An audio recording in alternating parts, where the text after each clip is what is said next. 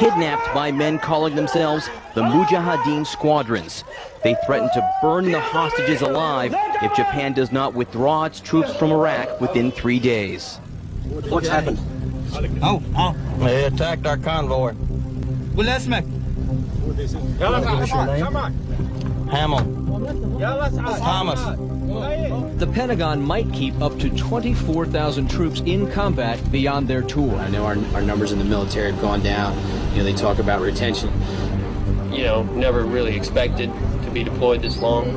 I don't think anybody did. I don't have any clue as to why we're still in Iraq. If Donald Rumsfeld was here, I'd ask him for his resignation. With the war not going as planned, and the military in need of many more troops, where would they find the new recruits? Military experts say 3 times the 120,000 U.S. troops now deployed would be needed to pacify and rebuild the country. They would find them all across America, in the places that had been destroyed by the economy, places where one of the only jobs available was to join the Army, places like my hometown of Flint, Michigan. And I was watching TV one day and they showed like some of the buildings and areas that had been hit by bombs and things like that.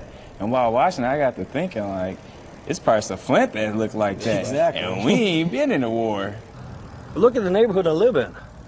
Most of them are abandoned. I mean, you know, that's not right. You want to talk about terrorism? Come right here. President Bush right here. Come right here. He knows about this corner. I emailed him. At the end of January of '04, the unemployment rate in Flint was actually 17%, but you have to take into consideration as well that when your unemployment runs out, you're no longer counted. I would say that we're probably close to at least 50% not working or underemployed, because being underemployed is just as dangerous. So my family has gone through the welfare system. When it was Job Central in the mid-'80s, I came through the Job Training Partnership program here at Job Central, and I went to a secretary school. Years later, I'm the executive assistant to the president of the agency. Interesting. My mother used to tell me all the time that, why do you always go for the underdog? It was because the underdog is who needed me. People that don't have anything, that's who I have to fight for, and that's who I have fought for my entire life. I started taking my children and telling my children, the military is a good option. I can't afford to have you go to college. I cannot pay your way. Financial aid will not help you. So I, as a mother, started teaching my children about the options that the military could do. They would take them around the world. They would see all the things that I, as a mother, could not let them see. It would pay for their education that I, as their mother, and their father could not pay for. Military is a good option for kids in Flint. Military is an excellent option for the people in the city of Flint. How many of you have a friend or a family member in the service? Anybody currently serving overseas? A brother of mine, my cousin. Yeah, cousin. Where's your brother? Iraq. Germany. My cousin got shipped off to Iraq like 3 days ago. Yeah. There's like a Army or Navy recruiter or Marines recruiter up there almost every week. Just in the lunchroom recruiting students from out the lunchroom. There are people with a calling. Most serve 1 weekend a month and 2 weeks a year. Earning money for college. Protecting their community. In the Army National Guard, you can. I'm going into the Air Force myself. I'm going to take a year off probably after high school and then just go and make a career. I want to be an aircraft maintenance technician. I ran into a recruiter and there was something I noticed about it, and this is kind of on another, it was just, I noticed it was odd. It was more like he was hiring me for a job than recruiting me for the Army. It was the way he approached me. He approached a friend of mine. I was in Borders, Books and Music. He just came up, it was like he was handing us a business card. He had business cards made for the Army and everything.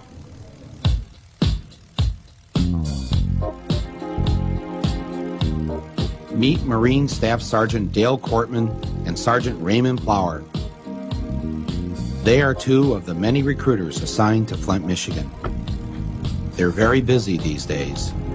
Look at, he's running away already. Seen this coming. Yeah. What do we got here? Need a little gangsta. Yeah. We're heading over to the Cortland Mall right now. They decided not to go to the wealthier Genesee Valley Mall in the suburbs. They have a hard time recruiting young people there. Instead, they went to the other mall. Let's go in through Mervin's. In through Mervin's. And then we can walk straight down. Straight down. Straight back, and then go down to the lunchroom or whatever. Yep. Gents, you know we're looking at you, right?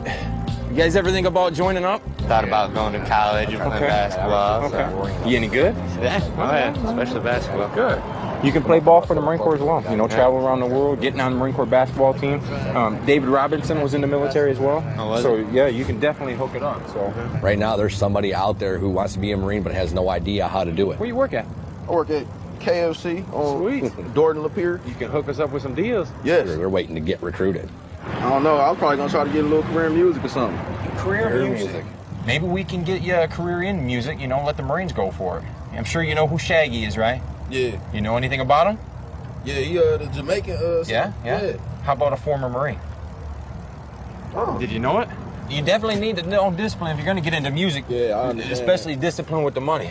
When you make $1 million, you need to manage that money. So come in the office, we can sit down and talk, show you everything we know about the Marines. Sound like a plan? What do you got going on later this afternoon? How about tomorrow? We say right around 10 o'clock Monday morning. Yeah, that sounds pretty good. Okay. You want me to come pick you up? Better to get them when they're ones and twos. Hey, pal. And Staff work on them that Sergeant way. How are you? Ladies, you ready to join up? Green hat right behind us. Looks young. He's young. Yeah, in town. Yeah, we got two over here. Yeah. Right over by the red van. Yeah. You go that way, I go this way, we corner them. You're in the 9th grade. Yes, sir. Man, you look older than 9th grade, so. Yes, sir. All right, here's my card. You ever thought about being a Marine, man? I thought about it. I got a wife and kid now, so. Okay. Even more reason to join up. What I want to do, man, real quick, is just get some information from you so I can scratch you off my list saying I've already talked to you and, you know, you're not interested. Is that cool? All right. What's your name? What's your phone number? What's your address, Mario? Add another one to the list. However, you know, one would love to have that chance to experience college life, you know, stuff young people can do without having the risk of dying in the process, I guess I can say candidly. The holidays do add a little bit more friction as opposed to just another night, in the fact that we want to give our guys a little bit time off, a little bit time to relax. However, we are in a combat zone. My soldiers do recognize that fact. Everybody's a little bit nervous about it, I guess. We're professionals. We're going to take care of you. I promise.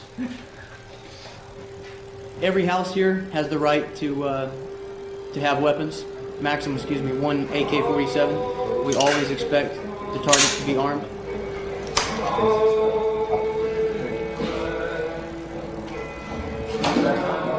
Rock and roll! Fucking bolt cutters. These goddamn things try doors open. Pop this in there. You better watch out. You better not cry. You better not pout. I'm telling you why. Why? Santa Claus is coming to town. Gather round. He's making a list, checking it twice. He's gonna find out who's naughty and nice. Santa Claus is coming to town. He sees you when you're sleeping. He knows when you're away. He knows if you've been bad or good. So be good for goodness sake. You better watch out. Hey, Adele, just hold up. لا تبكي صحي النية لا تبكي بدنا نسألك صحي النية No. Where's she going? I'll go with her. Where's she going? She's gonna call him. Yeah. No. Just where is he at right now? I need to, not on the phone. Not on the phone. Is he in the house? Is he in the house? Bam! Passarelli! Is he in the house? Passarelli! He is in the house. Where? This is him? Get up there, second floor. Watch out. Go. Watch out, Adele, watch out. Hey, one coming up! That's Sahib al-Durik. What's your name? Sahib. This is Sahib. شو مسوي صاحبي؟ الله شو مسوي؟ شو مسوي طالب من الجامعة الله ابوك. Tell them to calm down. Guys, moving up to the roof. Wait one. will not be long. We appreciate your conversation. This is the target. So he Balduri, bring him out. We have to, as you go back to the old saying, we win the hearts and minds of the people. That's our job. We have to bring the ideal of democracy and freedom to the country, and show them that the American people are not here to rule Iraq. لا تخافي ما راح يضربك. بس قولينا الله يخليك. ما يضربوني يعني يا جيجي بتطلعني تعالي الله يعطيك العافية. بس تسكتي عجية. شو يحتاج؟ I start doing evidence turn-in. That process takes about 3 hours, so that's going to be it for the night, and that concludes Christmas Eve. Checking it, gonna find out here. Merry Christmas,